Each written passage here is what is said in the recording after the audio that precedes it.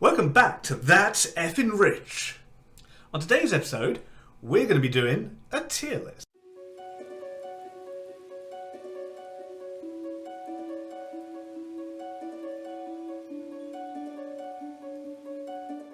This is the Anime Winter 2021 tier list. I don't think I've mentioned it on this channel, but I do love anime. Some animes tell some really great stories. Attack on Titan being a really good example at the moment, and ReZero Season 2. So it should be no surprise that I keep up with all the latest anime. So I thought, hey, let's do my personal tier list for what animes I personally thought were really good this season. Now I've already sorted all the ones that I haven't watched down into the do not watch section. I did actually try out Cells at Work Black. I'm still kind of on season 1 of that, so I probably will eventually watch Cells at Work Black. And Cells at Work Season 2. Same with Beastars and same with Wonder Egg Priority. I kind of wanted to just mention those two in particular because those two are on my to-watch list. I have heard a lot of good things about Wonder Egg Priority and I definitely intend to watch it. So, all the ones below are the ones that I either watched this season or watched enough to basically figure out, I can rate it. And, The Dungeon Only I Can Enter is kind of one of those shows that I watched enough of. So Dungeon I Can Enter is about a guy who finds a dungeon that only he can enter. And inside he finds someone who has been chained up there for a very long time, and she bestows her powers onto him. Now it is explained in this anime later on why she bestows these powers onto him, but it's got so many inconsistencies. For example, even without this power, the main character has an ability called the Great Sage, where he can ask it a question and it gives him like an omnipotent answer, basically. He basically can ask a question of God and gets an answer, and the only downside is he gets a headache for like a couple of minutes. It's so... And there are so many situations that they get into during the show where he could just so easily get out of it just by using this ability, but he doesn't because it gives him a headache. So that is going to get a D. Promised Neverland Season 2. So Promised Neverland Season 1 would be like S because it was that good. Promised Neverland Season 2 skipped a ton of the manga. I actually read the whole second arc that they skipped, decided to stop it there because I was like, oh, when the anime comes on, I don't want to get too far past the anime. When the anime comes on, that's probably going to be what the anime adapts. Completely skipped it and did its own kind of ending, I guess. I read that they actually did like a slideshow for what would have been the last 30 odd chapters. It was really bad, needless to say. D. Slime Season 2. So this is actually part 1 of Season 2. Because Season 2 is split into two kind of 12 episode parts. The next one's going to start in 3 months' time. So I'm only going to be ranking the episodes that happened this season. And Slime was pretty good. It adapted a really good arc where Rimuru finally becomes a demon lord. Not to mention certain characters get killed. And in order to revive them, he needs to kill a bunch of humans to become a demon lord. And yeah, it shows a lot more depth to his character that we haven't seen up to this point. Usually everything kind of has this one does have a happy ending like the other arcs, but usually they haven't kind of lost hope by that point. Usually Rimuru manages to keep a pretty upbeat attitude, but this is like the first arc where we properly get to see, anger and hatred from him. So yeah, that one is getting an A. It's pretty good. Kaifu. I forget the name of this one. If anyone has seen this, they'll understand why it's getting a D. I haven't watched all of it, but I've watched enough to know what it's about, which is a guy who, because he gets abused, he's a healer, but when he heals someone, he has to experience all of their pain and suffering that he heals in that one moment. So he doesn't want to do it. So as a result, the king forces him, and the kingdom and the princess force him to heal people, and put him under a bunch of drugs and everything, and to make him do it. And at some point, he finds like the Philosopher's Stone or something, and uses it to go back in time and change everything, and get his revenge on all these people that have harmed him, basically. But the show quickly forgets. Like, I'm not even going to go into the stuff people know I'm going to talk about with this one, but the show quickly forgets that, oh, hey, he's supposed to feel pain when he heals someone, because he quickly just heals everyone willy-nilly and doesn't feel any pain or anything. And then there's the fact that, like, his healing ability somehow becomes the ability to change people's faces and change their memories and everything. And now you can kind of think, okay, if he can restore flesh with his healing ability, he can probably use it to change what people look like, shapeshift, basically. But it doesn't go into that. There's so many holes in the plot. It's... Anyway, it gets a D. World Trigger, Season 2. So Season 1 is actually 70-something episodes long. And I know a lot of people have not seen this show, and I would really, really recommend this show. It's a shonen, much like Naruto, Bleach, etc.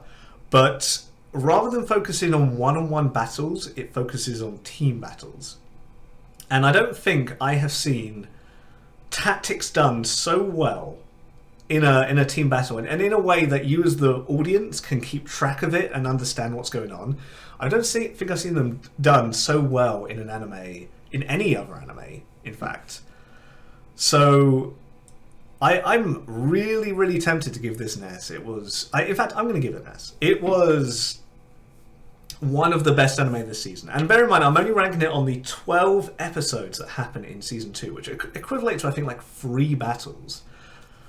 But they're done so goddamn well.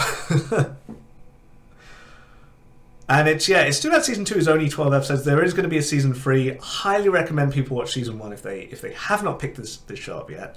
It is a little slow at the beginning. Just try and get past that. Trust me, it will be worth it.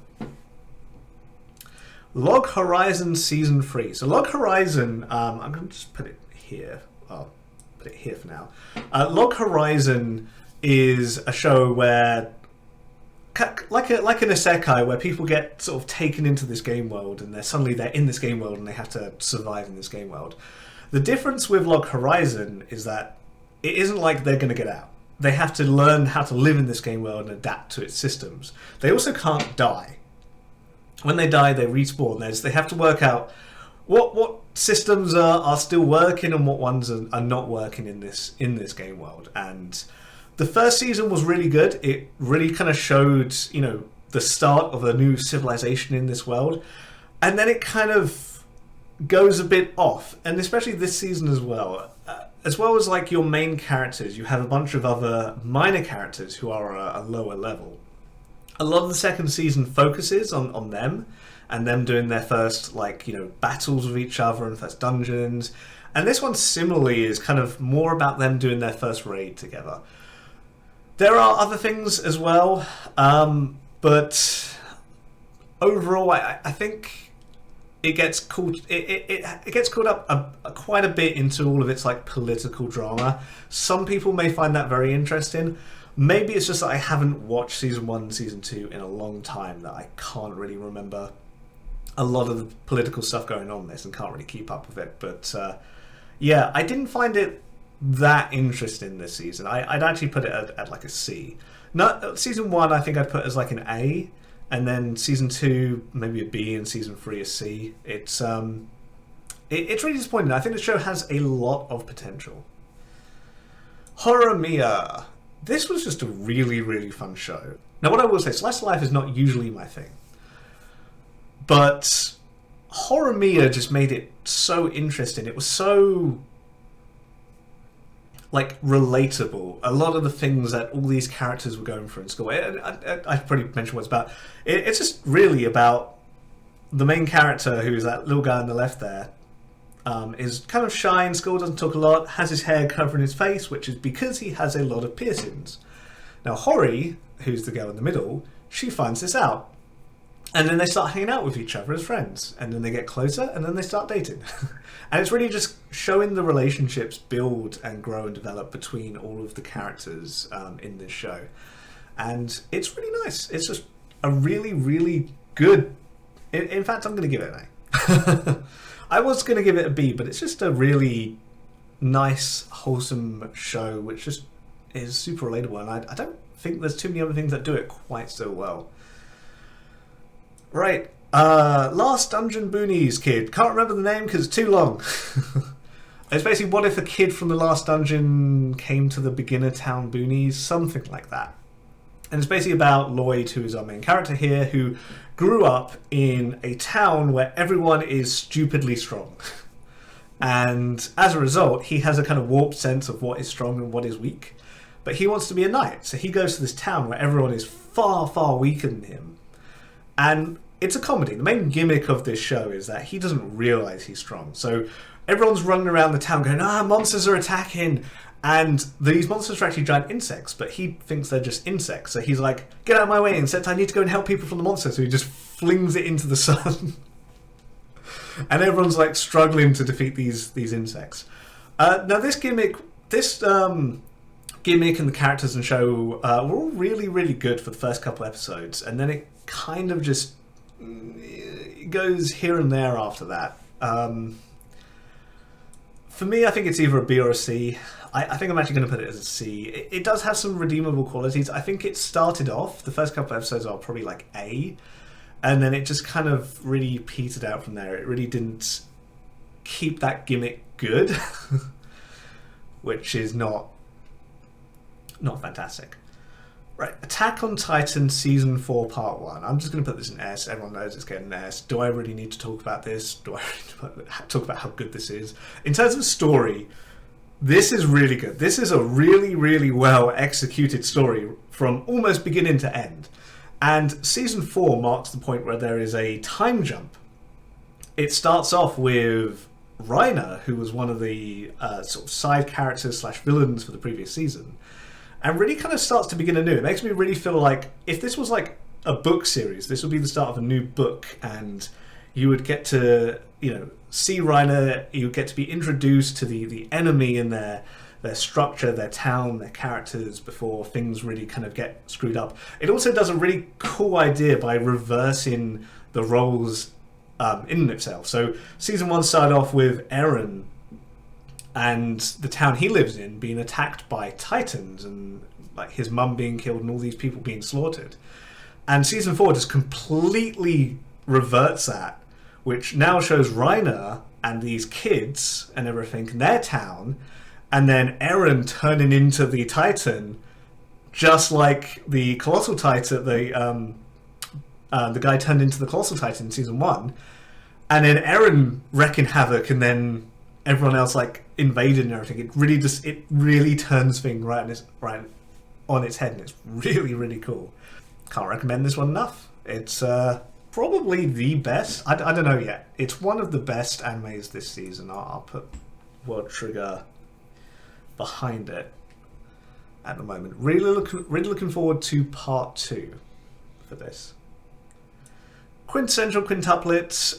Really nice rom-com.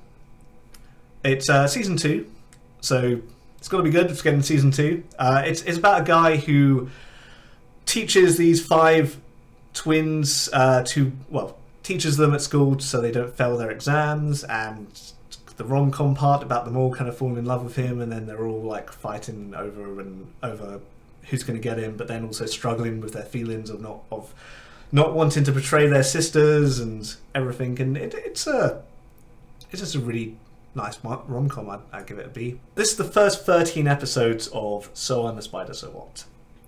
I heard a lot of good things about this show when it first came out.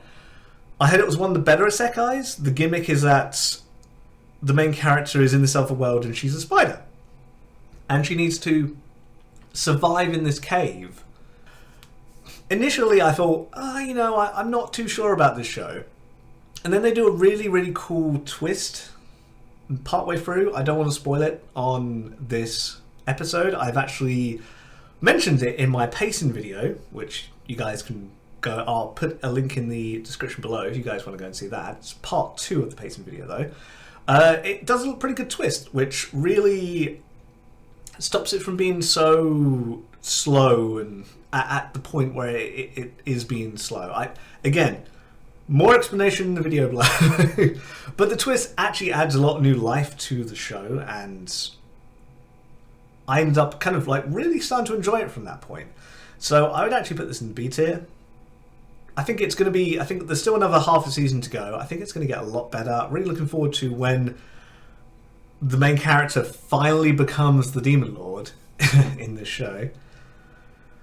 Mahoko Tensei, Jobless Reincarnation. This show was absolutely fantastic. It's either an A or an S for me.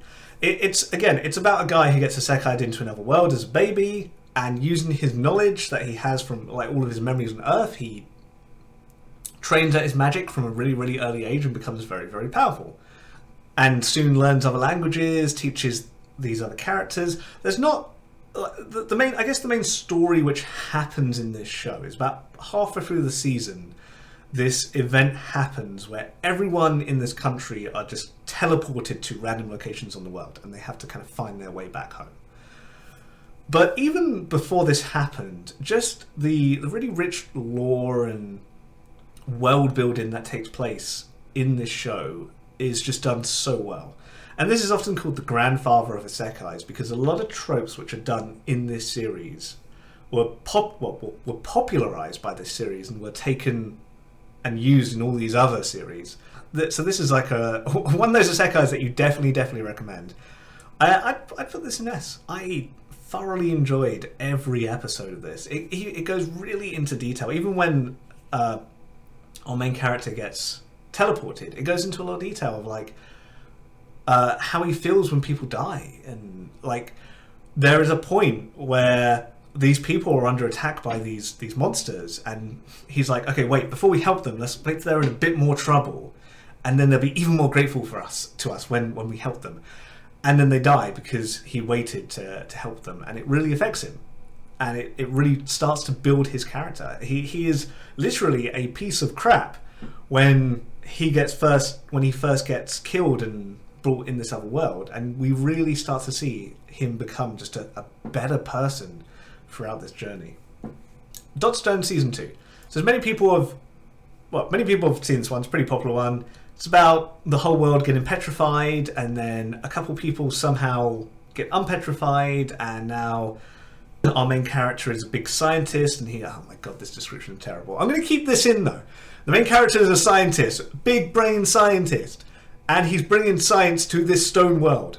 There we go. The main crux of the second season is you have Brisbane scientist guy versus big muscle guy who does not want science in his world, and now they fight. But and that's like the main premise of the second season, is the war that's going to happen between them, or the big battle rather that's going to happen between these two factions. Overall, I thought the season was pretty good, but the final battle was a bit of a letdown. Not going to lie. So it's between a B and A. I think I'd probably put it at like the bottom of A. It would maybe be a B. Again, the science, the finale was a bit of a letdown for me. I did actually watch a video pretty recently, a Mythbusters almost-esque video, which looks into the science in this show, and basically the majority of the science in this show is actually legit. Which is pretty cool. But yeah, it just it was really fun. It was a really, really fun season. It just didn't quite stick the ending, and that's kind of why I have to kind of give it an A, or a very, very low A here.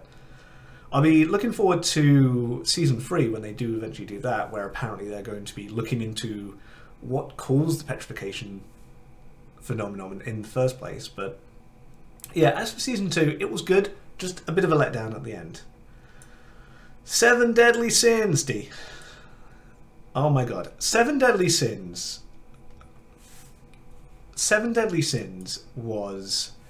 The first 2 seasons were S rank. And then it got given to a different studio and it got really bad from that point. Now, I have read the manga. I've finished the manga. I have read all of what happens, even before Season 3 came out. And I will say that the manga did drop in quality to that point. I think if they had kept the same studio, it would have gone down from like an S to an A.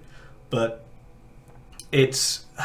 Season 4 just continues its really, really bad animation. And so I have to give it a D here. Season 4 is the kind of climax of Meliodas kind of turning into the Demon Lord and trying to, because he wants to get rid of Elizabeth's curse, whereas Ban goes into hell to try and find the captain and rescue him, and it really feels really slow. I'm gonna say. But yeah, it's a D.